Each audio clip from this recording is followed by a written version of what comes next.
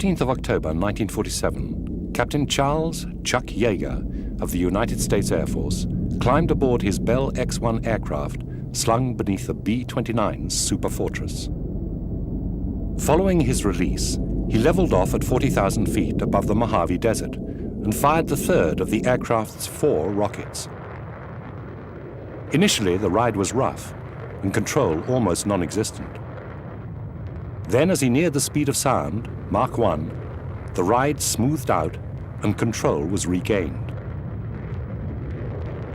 Quickly, the needle went to 1.02, paused several seconds, and then jumped to 1.06. And that was it. Chuck Yeager had earned his place in history as the first man to pierce the dreaded sound barrier.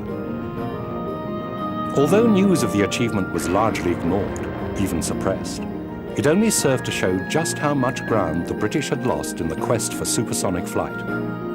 But it put in train the events that would result in Britain's first supersonic fighter, the Lightning.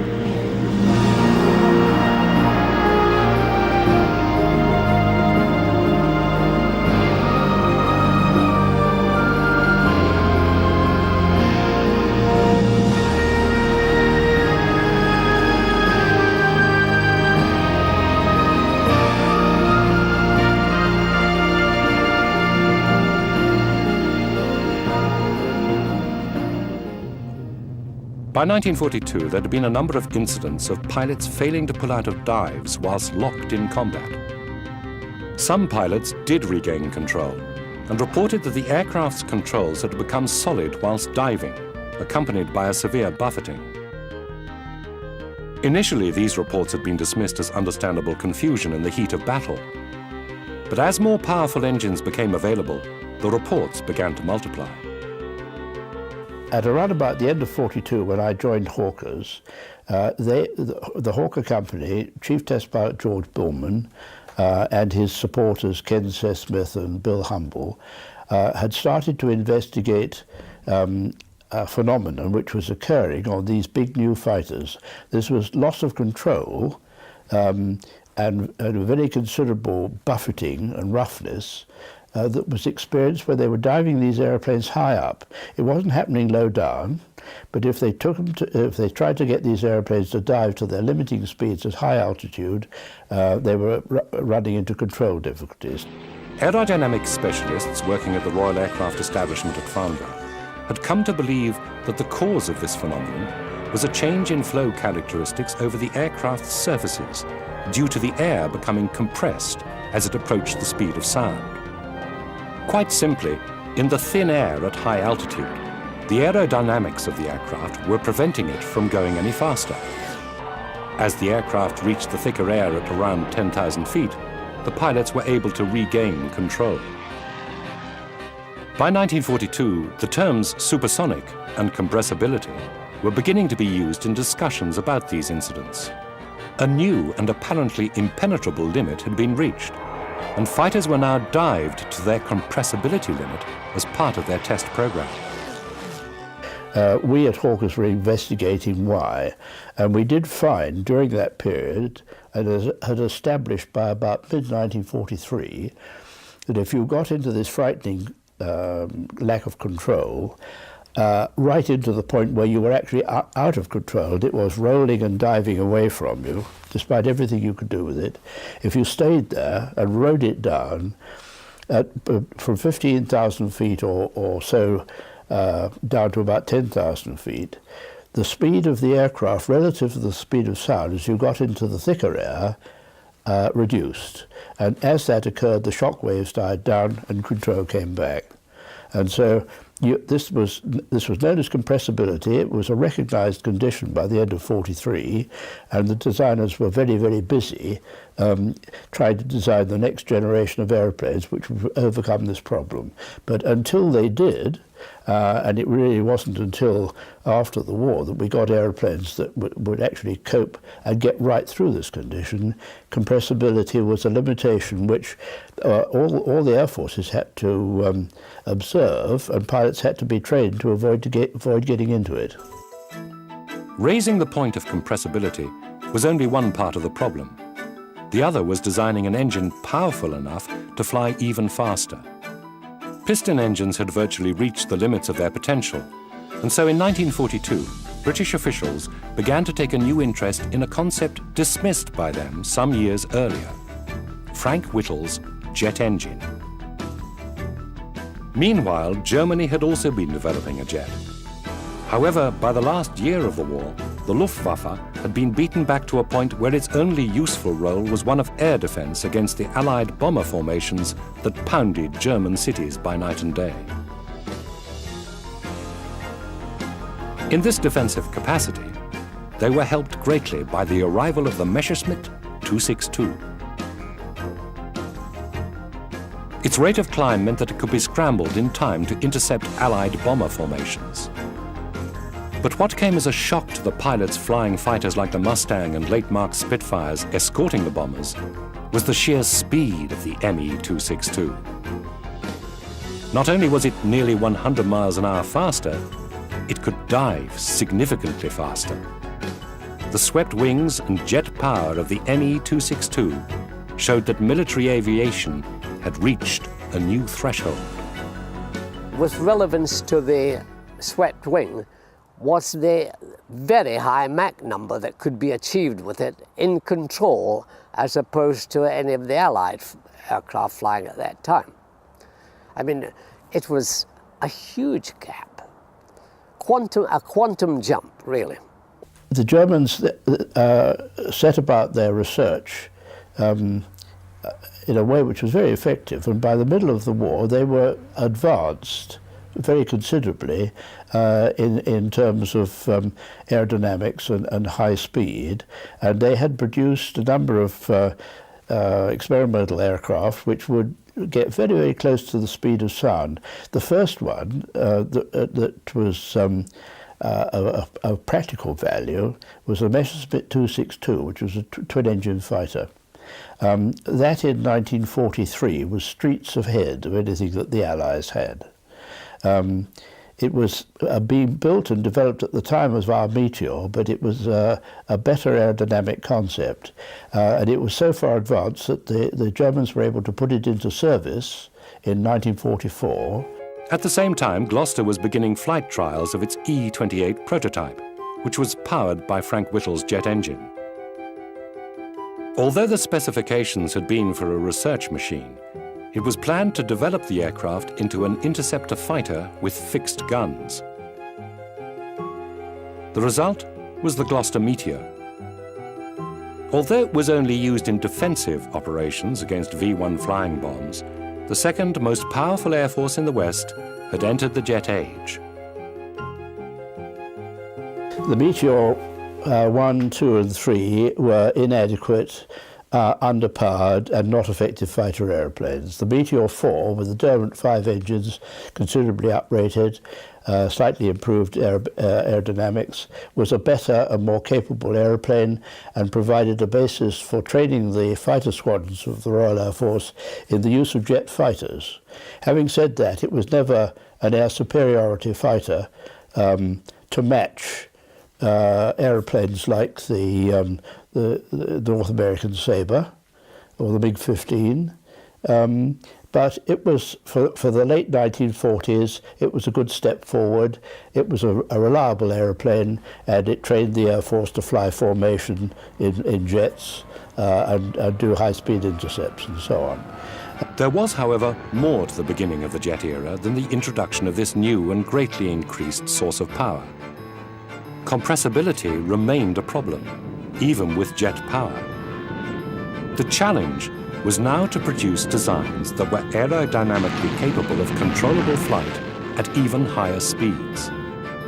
And so the period immediately following the Second World War was one of change and excitement in aviation. The Allies lost no time in scrutinizing German research data on transonic aerodynamics. But the race to go supersonic was all but over, even before Chuck Yeager began his historic mission. The British government had cancelled the Miles M52, a research project begun in 1942, but now in its final build phase. The aim had been to design an aircraft capable of going supersonic. It had a number of design features that made it look remarkably like the Bell X-1, but there were misgivings about its potential in high places. The official reason was that the cost was too high, and besides, flying through the sound barrier would be too dangerous for the pilot. When the news came, I was absolutely shattered. And I think we were sitting in the jet flight when we got a notice from the director telling us that the project had been cancelled. And it was as if we'd all lost a best friend. Really, I can only say we were totally crestfallen at the time. And at first, that was how it was.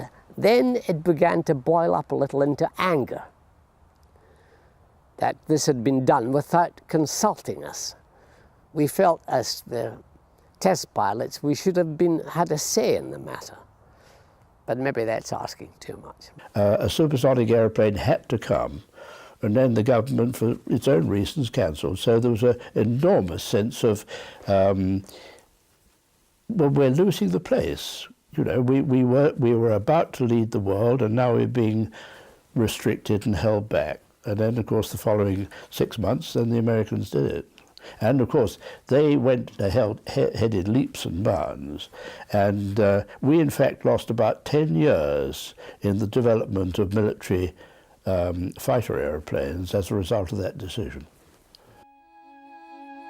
Meanwhile, the RAF soldiered on with its Meteors and de Havilland Vampires, which had come into operational service in 1946.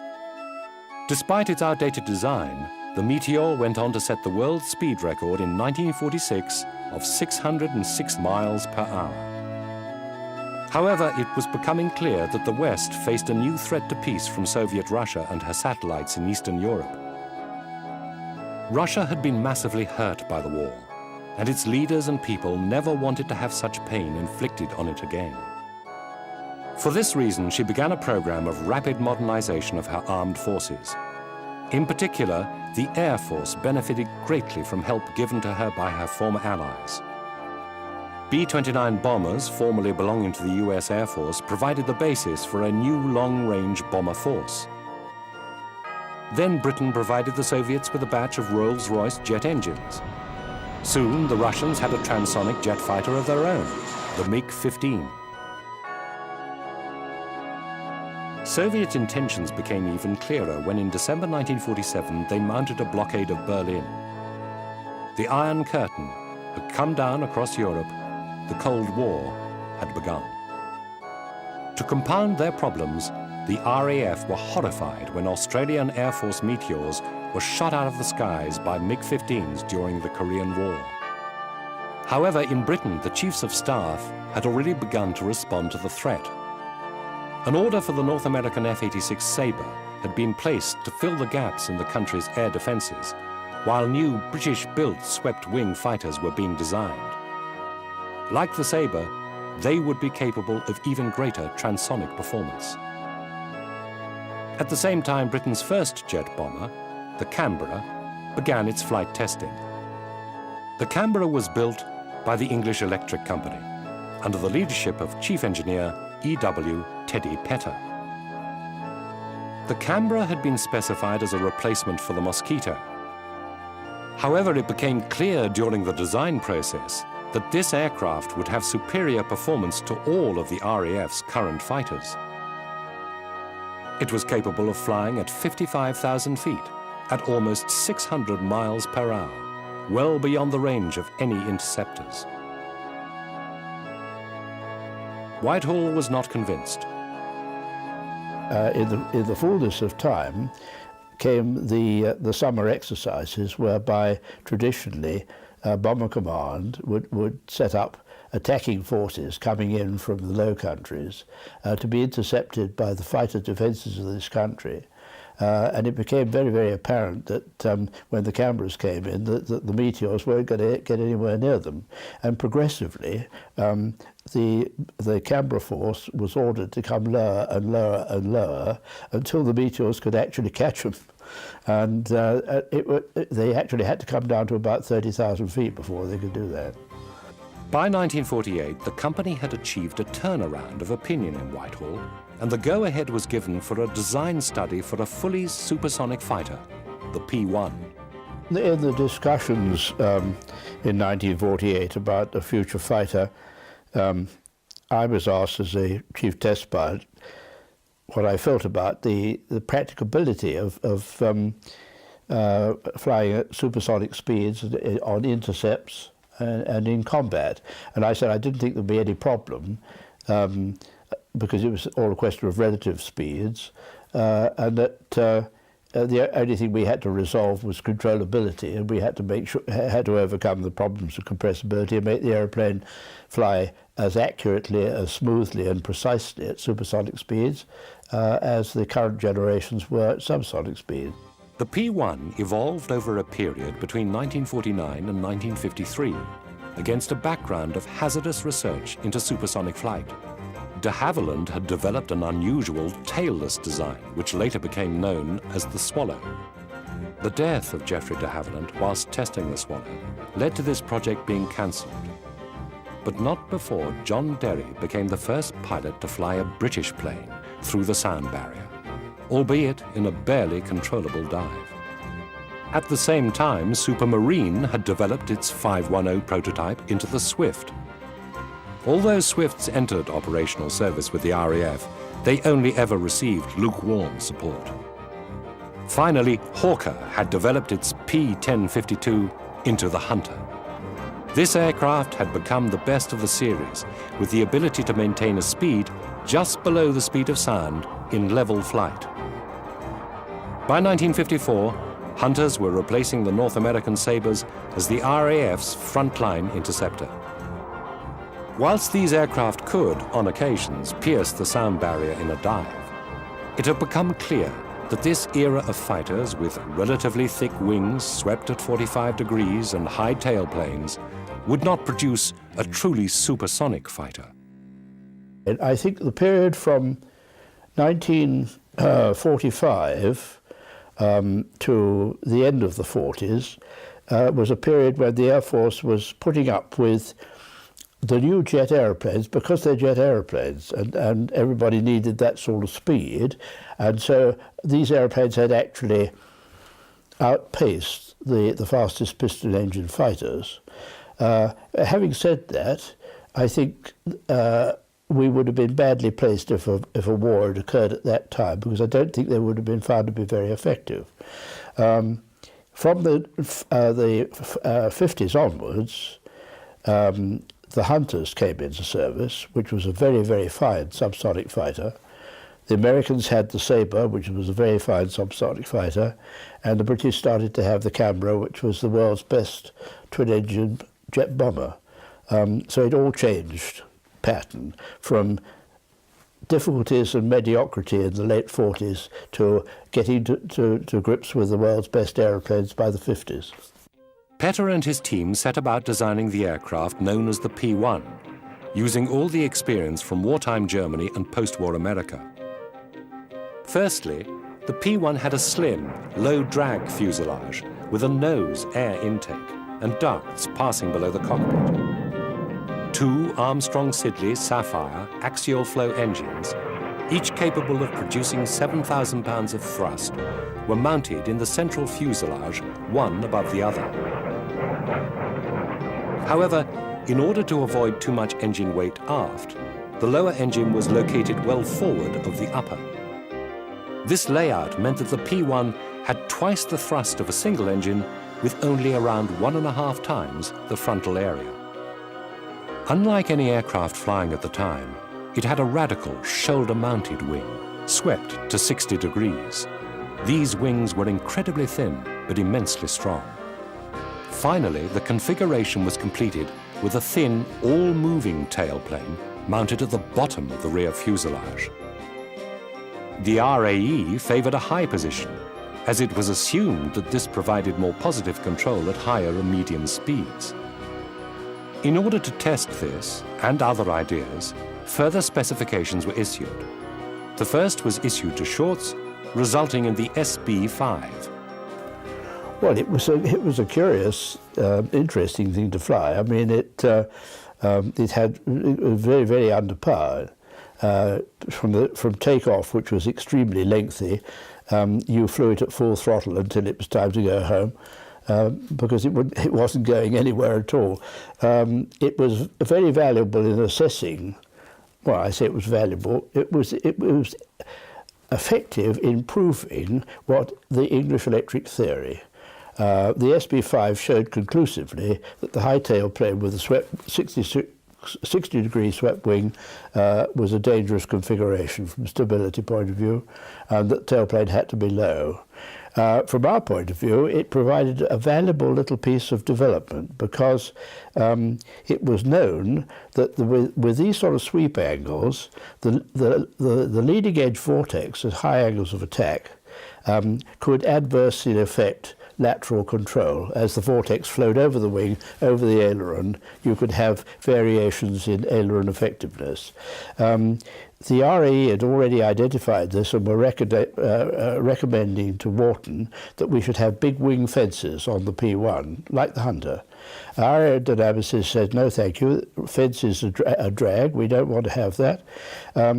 We will create a pressure fence by cutting small chordwise slots on the leading edge of the wing in areas which were needed for inward vent valves for the fuel tanks. They put the intakes to the vent valves at the back end of these slots, and the slots in fact effectively transferred airflow up over the wing, controlling the vortex as you got to a high angle of attack. We tested this on the SB5. It worked like a charm. We could go from the variations in aileron effectiveness without them at high angles of attack to no variations at all with these chordwise slots. So we cut those slots in the P1 for the first flight, and they remained on the Lightning for the whole of its life. It was a good little program. A second specification was awarded to Fairey and called for an even more radical aircraft, which would explore the possibilities of a delta wing in supersonic flight. Christened the FD2 following Fairey's earlier experiments with this layout, the aircraft proved to be very temperamental to fly at subsonic speeds. However, the aircraft went on to set the absolute world airspeed record of 1,132 miles per hour in 1956. It was then passed over to the Bristol Aircraft Company, where it was used as a test bed for ideas that were being developed for a new supersonic transport aircraft, Concorde. Through all of this, English Electric quietly got on with developing the P1, and on the 4th of August 1954, Chief Test Pilot Roland Beaumont finally took off for a full flight. We'd done a week of taxiing to test the brakes, test the steering, more importantly to test the drag chute, the braking parachute. And then when we'd finally got all those things working together, I'd said to the the team that we were working with, okay, I think we should do a straight, which is short for a straight hop. We were doing it on Boscombe Down deliberately because it was a long runway. I said, it feels fine to me. We've tested it to nose wheel lift. I'd like to do a straight before we commit ourselves to flying, and let's do that next time.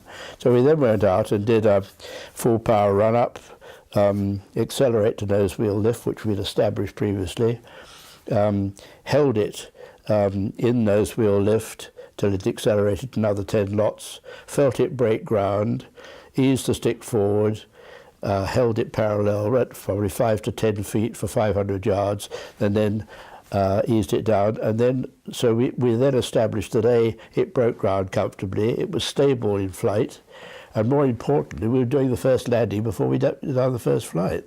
And that all is a great confidence builder, and so you knew how it was going to land. So on flight one, I'd virtually been there before, so that I was looking forward to flight one with great anticipation. And it all went according to plan in every technical way you could think of. Then, on only its third flight on August the 11th, Beaumont took the P1 past Mach 1. Britain now had a supersonic aircraft.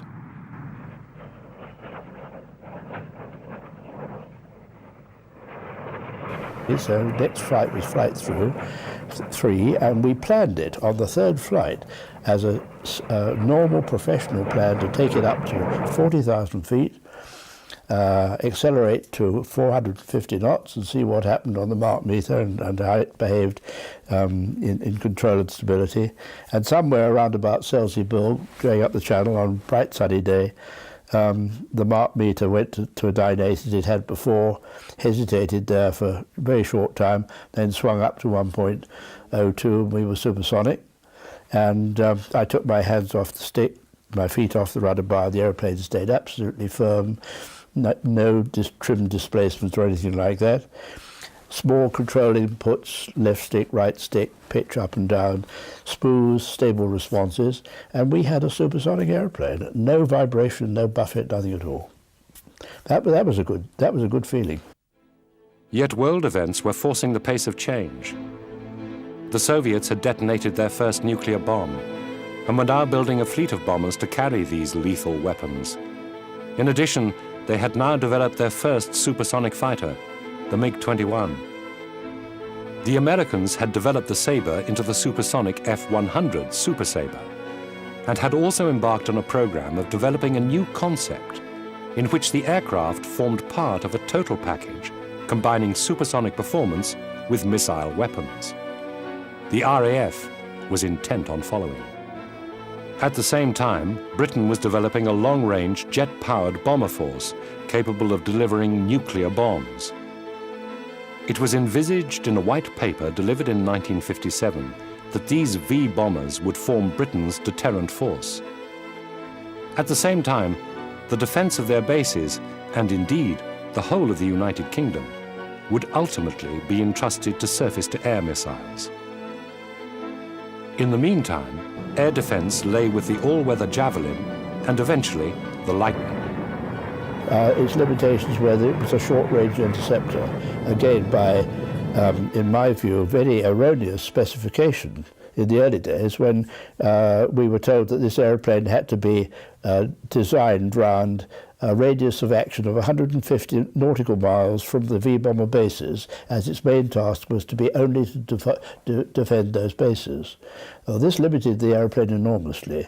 And I actually went, after the first flight of the Lightning, I wrote a very positive handling report on it, and I concluded by saying, however, despite all that's gone before, we will never stand a chance of exporting this Lightning anywhere around the world until we double the internal fuel capacity. Beaumont got his way, and a ventral fairing was introduced to accommodate an extra 250 gallons of fuel. In addition, the engines had been uprated to Avon 201s, which could provide over 14,000 pounds of thrust each, as well as having four-stage afterburning. It was these mighty engines that gave the Lightning its awesome power. They were so powerful, the pilot could literally stand the aircraft on its tail and climb vertically. A spectacle that would thrill millions of spectators around the world in years to come. I think it's summarized by the famous pilot of Johnny Howe Squadron 74, when he was interviewed after his first flight in a Lightning, and the interviewer said, well, how did you get on your first trip with the Lightning? He said, super. I was with it all the way till I let the brakes off. I remember I was talking to, I think it was Rowley Beaumont or Jimmy Dell, and it was at the time when they were trying to sell the aeroplane in Europe, and a test pilot from one of the European countries came over to fly a Lightning from Wharton. And they said to him, we use ordinary full power on takeoff, not reheat. Don't use reheat. And they watched him take off, and he decided he was going to use reheat. He didn't get his wheels up until he was at 28,000 feet because it ran away with him. This, the P-1B, was essentially the aircraft that went into production in October 1958, designated the Lightning F Mark I. By now, the aircraft was equipped with twin Aden guns. Also, because it was assumed that the only role for the Lightning was to shoot down attacking bombers, 2 new Firestreak air-to-air missiles were mounted on pylons low on either side of the nose. Finally, Ferranti developed a Doppler radar system in a conical center body, which was located in the circular nose intake. The Lightning could now take its place as part of a weapons system, a new idea from the United States, in which the weapon-carrying fighter was the armed element of a defense system embracing long-range radar, interceptor control, and short-range, last resort, surface-to-air missiles.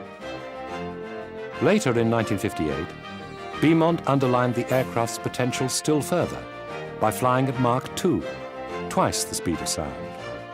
And when we got up to around about 98%, we knew we were just about to get to Mach 2, and that was a jolly interesting occasion because it was a target, and it was also fascinating to see that the aeroplane was behaving just as it had been, even subsonic. It was quiet, it was smooth, it was responsive.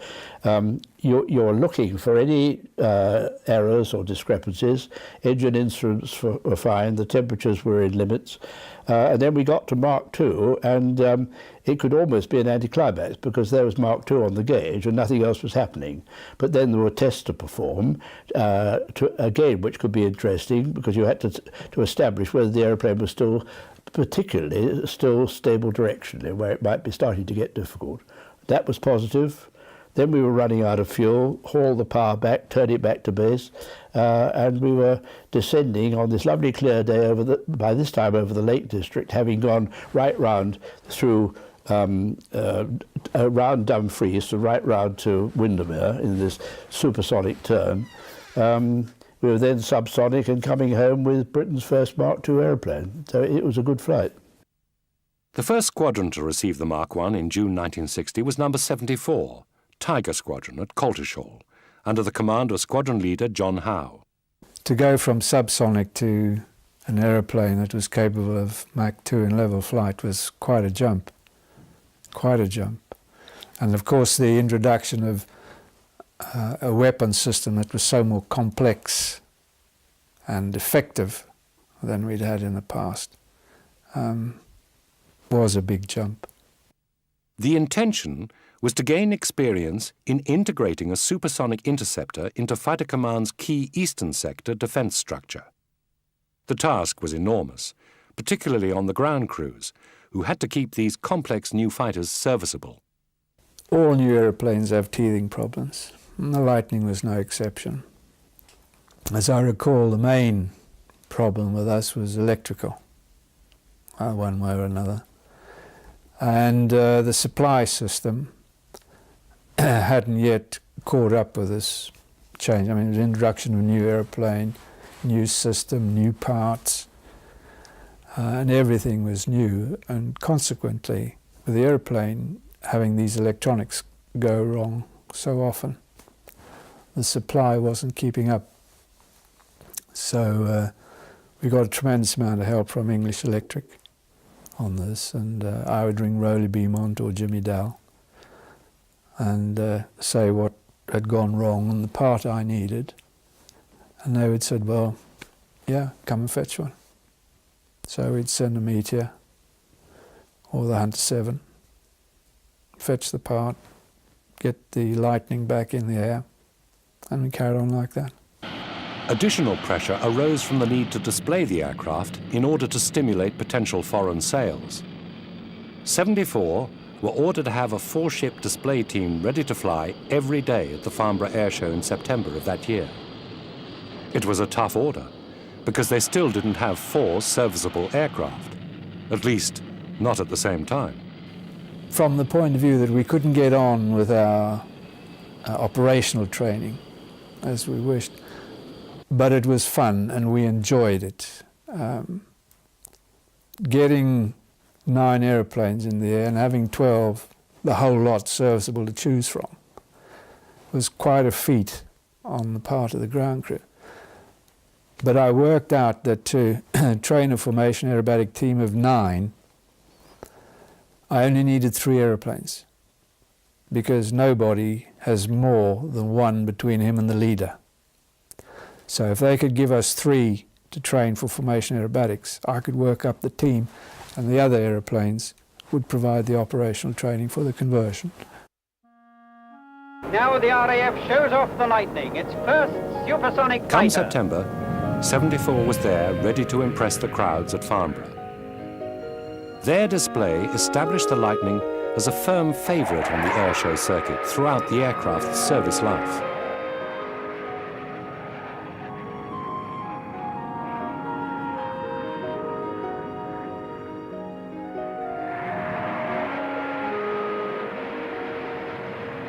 Apart from their display commitments, 74 Squadron were having to perform their role as a front-line squadron in Britain's defence.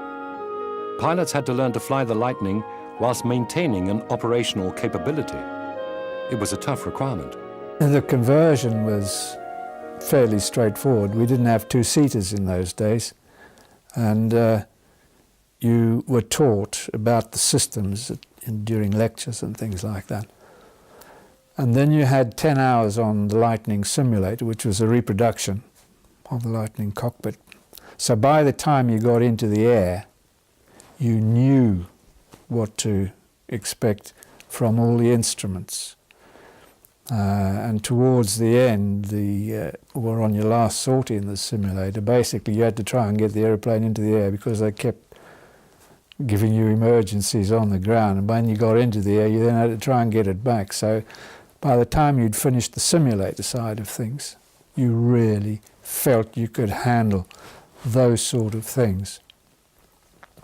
Then when you came to fly the aeroplane, that was a totally different experience. I mean, the power was just unbelievable. To make matters even more difficult, the squadron was now taking what were termed first tourists.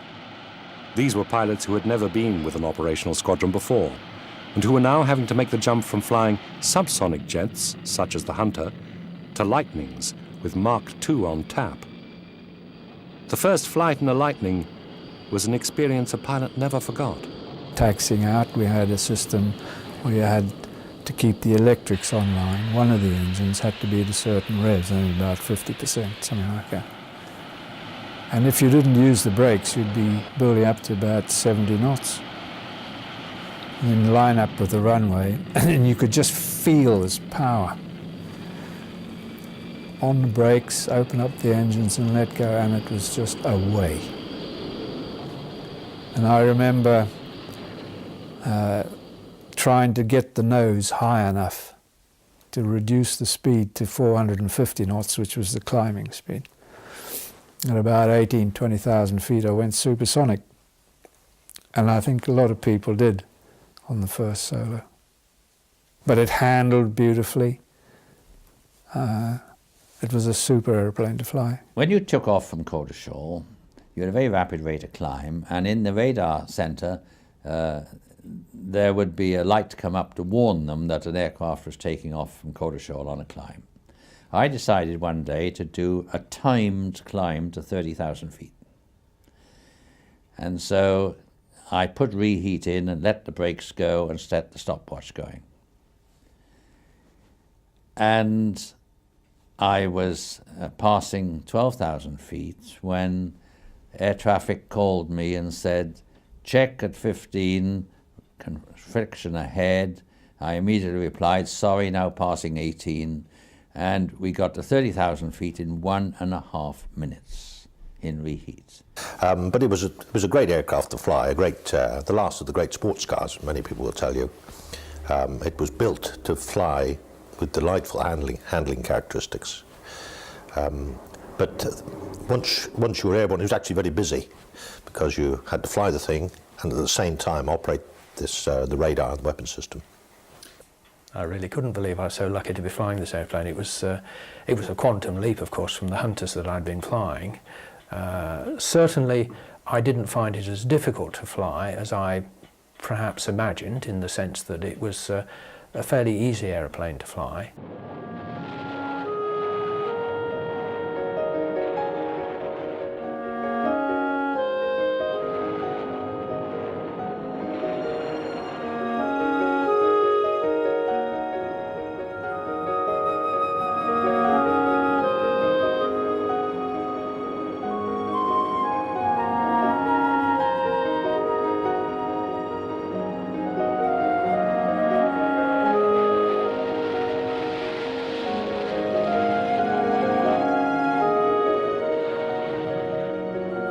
The Lightning's Achilles heel, its lack of endurance, was a constant concern, and the aircraft would have proved totally inadequate had it been necessary to reinforce RAF commands overseas.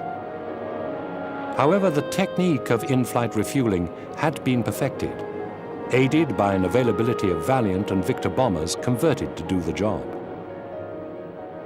Converting the Lightnings in order to take advantage of this capability was fraught with difficulties. Firstly, there was the question of where to put the probe. When we first saw the probe mocked up in the mock-up at Warton for the Lightning, the probe or the Lightning, I couldn't believe what I was seeing. This was one of the few occasions when there hadn't been direct coordination between the design department and the flight department, where normally all flying matters there was sort of interchange of views. And the probe, I looked at this thing from the cockpit of the mock-up, and the probe head was behind my shoulder. And I thought, how the hell am I going to steer that into a drogue that's coming down like that? And I pointed this out to the designers. They said, oh, well, nobody's objected before. So I said, well, I'm objecting now. They said, too late, we've already issued the drawings. So I said, well, you're going to have to change the drawings, aren't you? And we had a hell of a row about that, and eventually got it extended forward so that you could see the probe head in the windscreen where it ought to be. Refueling initially, it was tricky. I don't know whether you've seen the refueling probe on a Lightning, which was very much an afterthought, and like many other things. But it was relatively tricky initially, but rather like riding a bicycle. Once you've got the act, it becomes fairly second nature. And certainly if you do a lot of it, when you're doing it sort of on a regular basis, then the problem tends to go away. The problems with the original flight refueling of the Lightning was that we were refueling against the Valiant tanker first of all, and then the Vulcan, which had only at that stage a centerline probe and drogue. Sorry, not a centerline probe, a centerline drogue with a big basket, which of course was effectively designed to refuel other V-bombers. So you had this enormous basket into which you stuck your little Lightning probe, and if there was anything of a wiggle on this hose, it would just literally whip the end off your probe, and that was it. Progressive development continued, resulting in the Mark II in July 1962, with fully variable afterburning Avens, as well as an autopilot and steerable nosewheel. This was followed by the Mark III. The Lightning F3 marked a major turning point in the Lightning's development. Firstly, it had a broader, more angular fin, flattened at the top. It also had a kinked and cambered wing edge, which was flatter at the end than before. But perhaps even more significantly, the Lightning F3 had no guns.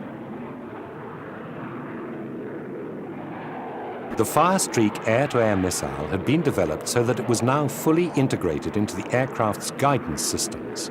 Big mistake to drop the guns. I think every fighter pilot would tell you to drop guns from a fighter aeroplane, yes. And certainly we all felt that was a big mistake. And of course it was redressed when the Mark VI came into service and they put them in the pack. But again, it was a problem of space in the aeroplane. If you put a bigger weapon system in, a bigger radar with lot more black boxes, there just isn't room for guns, and that was the problem, I suspect. Call data, primary 36, secondary 9, mission number 74, scramble, scramble, scramble, acknowledge. This was the era of QRA, or Quick Reaction Alert. This meant that aircraft and pilots were kept in a state of readiness, so that should intruders be spotted, the Lightnings could be scrambled to intercept them.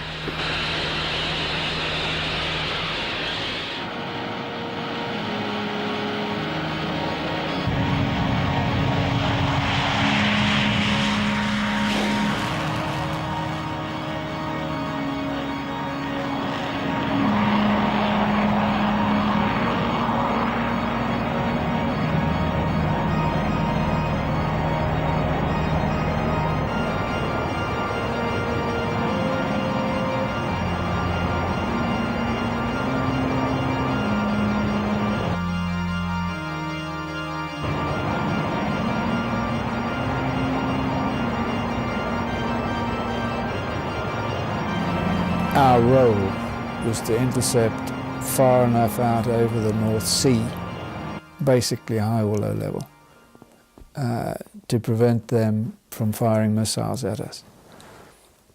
That did not require long range. What we had to be able to do is react quickly, get out there fast, fire, get back, turn around and out, and back and out and back. The Lightning Force was much better looked after in the sense that we did most of our QRA from crew room readiness initially, and then eventually, of course, they built the QRA sheds where you were very well looked after. The aircraft was covered, catered for. You had sleeping facilities, so it became quite a pleasant environment. In that, if you can call sitting QRA a pleasant environment, because of course, for quite a lot of for the time you're on QRA, you're dressed in your flying kit. And when you're wearing an immersion suit, you know that wearing it for a lengthy period, it becomes fairly exhausting.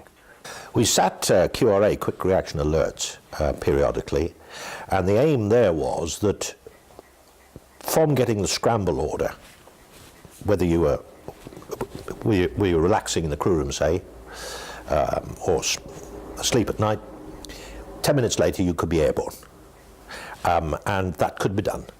There was no doubt about that. The aircraft, the longest thing was getting into your kit, so you kept your kit on, and then you ran out to the aircraft, pressed a button, the hangar doors opened, front and back, you jumped into the jet, and 2 buttons, and you were started. 74 Squadron was now based up at Lucas, responsible for patrolling the vast areas of the North Sea, particularly the vital gap between Western Scotland and Greenland. In 1966, 74 Squadron replaced its F-3s with the new F-6. Firstly, the pilots got their machine guns back. For the F-6 could carry combinations of armaments in special packs. The new aircraft had a much enlarged ventral pack, which contained a fuel tank holding 610 gallons. There was also an option to carry 2 over-wing tanks, each containing a further 250 gallons. They had to be mounted on top of the wings because there was no room underneath for the tanks and the undercarriage. These refinements, coupled with an enlarged wing, meant that the Lightning's abysmal range was increased by 20%. For 74 Squadron, this was particularly important, for in June 1967, the squadron left for Tenga, Singapore.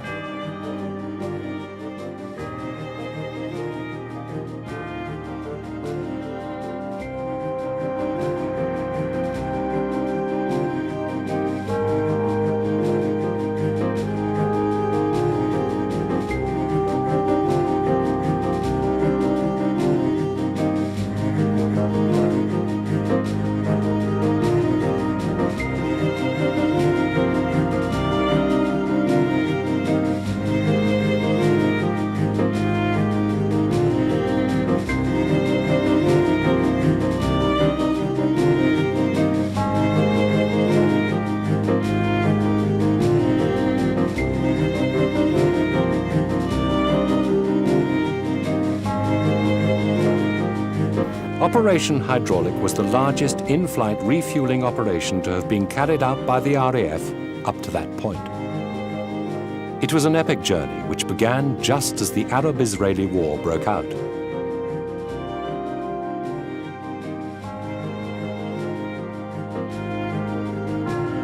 The leg from Cyprus to Mazira proved to be particularly hazardous, as their route took them over Turkey and Iran.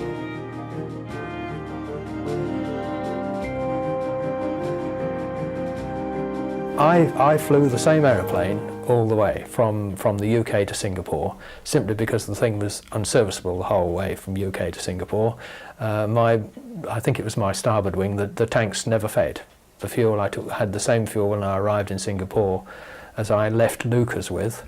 And so the aeroplane was basically unserviceable the whole way, and what I had to do, of course, was to do considerably more flight refuelings, which the tanker force were well able to cope with on the way there, just to get the airplanes out there.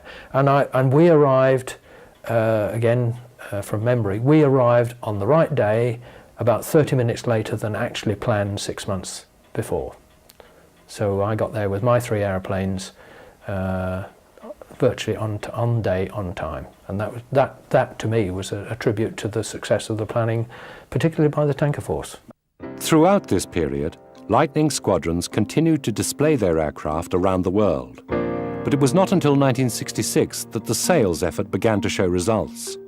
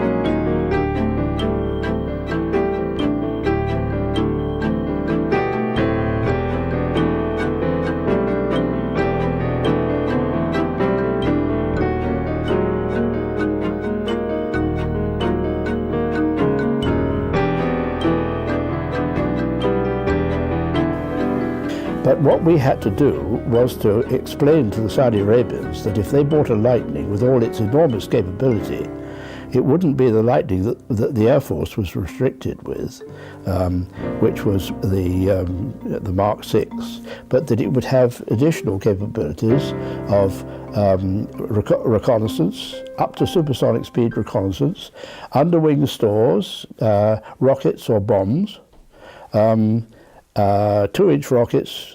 It was a multi-role airplane, and overwing tanks as well. We had done all of these things separately. Now we were going to bring them all together, except for the Vinton camera pod, if the Saudis wanted it. They came over and they did an evaluation. They said, we will not entertain thoughts of having your airplane until our test pilot tests it, you see. And they sent a chap over by the name of Captain Hamdan and said, we will fly your Lightning. And we said, okay, fine. What experience has he had? And they said, oh, he's current on Sabres. And I said, yes, well, that's all right. A Sabre pilot could convert onto a Lightning with some dual. There won't be time for that, the Saudi authorities said. He'd do one dual flight and then one solo flight in the Lightning. And during that solo flight in the Lightning, he must go to Mark II. So this was a chap who was going to do his first flight solo flight on a Lightning and go to Mark II on one flight. I mean, it throws the Lightning conversion unit at Coltishall and things into complete disarray, a thought like that. The Lightnings exported to Saudi Arabia and Kuwait were variants of the Mark VI, but with ground attack capability, as well as versions of the two-seater T5.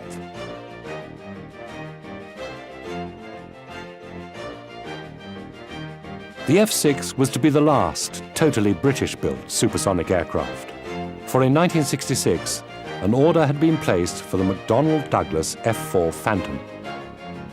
Whilst the aircraft's design was already 14 years old, it was well proven in combat in Vietnam.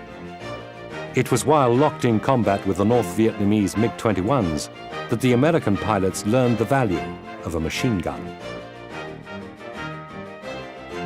Well, for conventional fighter pilots, they couldn't see the point of a fighter without guns, because they felt that it was most likely that you'd come up against other fighters.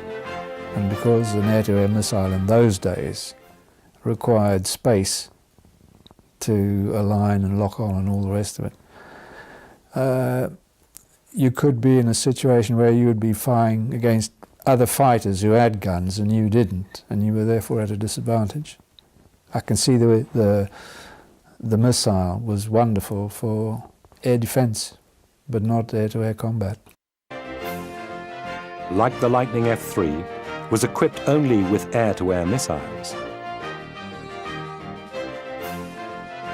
The MiG-21 which was in many respects a Russian Lightning, was far more maneuverable and could turn in tight enough to shake off the missile. The defenseless Phantoms made easy targets. The Americans soon learned their lesson, and Phantoms were subsequently fitted with guns. But would the Lightning have made a good dogfighter? Yes, the Lightning was a very good dogfighter. It had the power. It had the ability to turn very, very sharply. It could accelerate. It really was, I thought, a good dogfighter, yeah.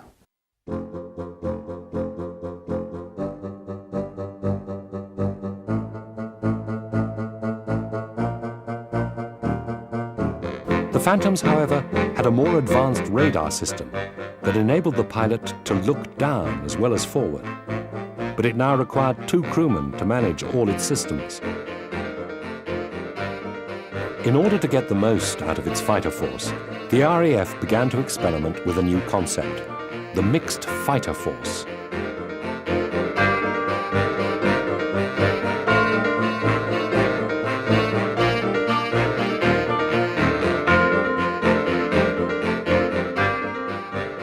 The strategy was for the Phantoms to use their look-down capability to seek out bomber formations or ground targets, while the Lightnings used their look-forward radar to seek out interceptors. As both aircraft had similar performance, the combination worked well, but their days were numbered. We were complementary. I think each aircraft is complementary to another, and the requirement effectively is to use the force in the best possible way, either by operating them together or in a combined sense if you can. And towards the end of my time at Binbrook, then we got into the mixed fighter force, because at the time they were introducing the Hawk, which was the jet trainer,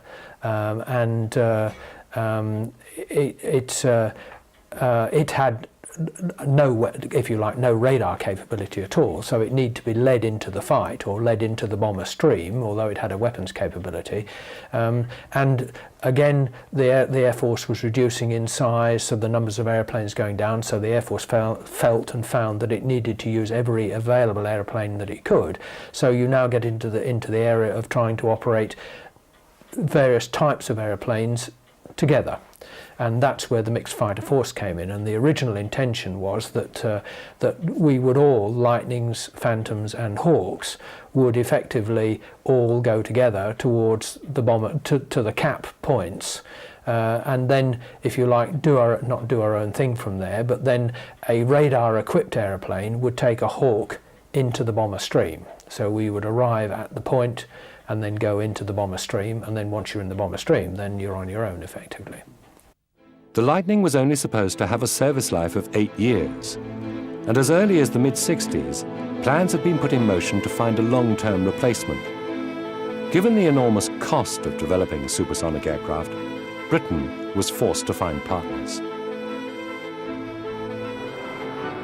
The first result was the Jaguar, a joint effort between Britain and France. The Jaguar entered service with 8 squadrons in the early 1970s as a strike fighter. Today, the Jaguar is still serving the RAF as a tactical attack and reconnaissance aircraft.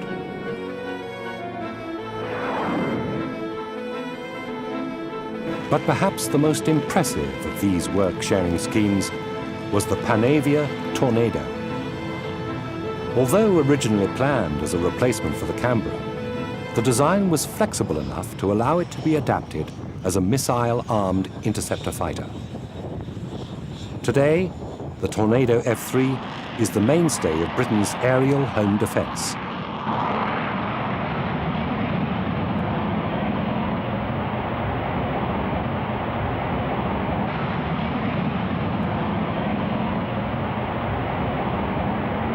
The Lightning, however, soldiered on until 1988, when numbers 5 and 11 squadrons traded in their Lightnings for Tornado F3s, 40 years after the original requirement had been formulated.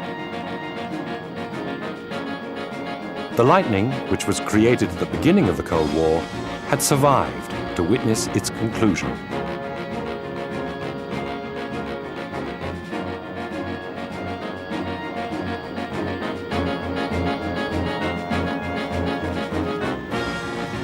Today, the Lightning is remembered for its blistering performance, a performance that even some of the most advanced fighters in the world cannot match. Yet the Lightning set more benchmarks in aircraft design than speed alone.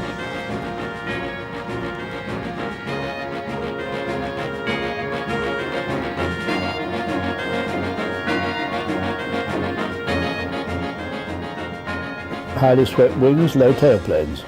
They've all got them. You have a look round all the jets, the exotic Russians, F-16, F-15, excluding the French, which is another matter, the EF-2000, they all have swept wings, low tailplane. And that is a legacy of the Lightning. The Lightning started the fashion, and that's the way they'll always be. Unless you go to a pure Delta. I think that we had hoped that we would go through the sound barrier in level flight as opposed to a screaming dive downhill. I mean, the Hunter could go through the sound barrier downhill, and the American similarly in their Sabre, etc. But to go through it in level flight, that is an achievement. And it was certainly at that time.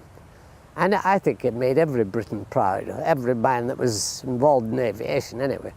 Oh no, I think the Lightning is a nice little milestone in our aviation history. I think the legacy of the Lightning, as far as our Royal Air Force is concerned, is that it did bring technology to the forefront of the people that had to fly it, service it, operate it, control it in the Sector Operations Centre.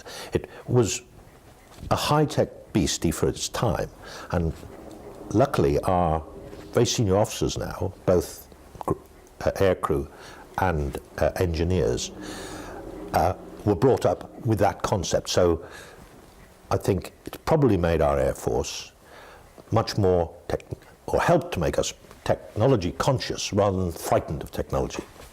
That's just my view. I would have thought that certainly in terms of recognition that you need an airplane with a dogfighting capability or an air combat capability, that's been seen to be a continuing requirement, and we're now into Eurofighter, because with the, if you like, the Phantom and then the Tornado F3, I haven't operated the Tornado F3, know very little about it, but reputedly it doesn't have, it wasn't designed, doesn't have that sort of capability. Also, the need, if you like, for the supersonic dash is still seen to be there, and aerodynamically I'm sure the Lightning contributed to that.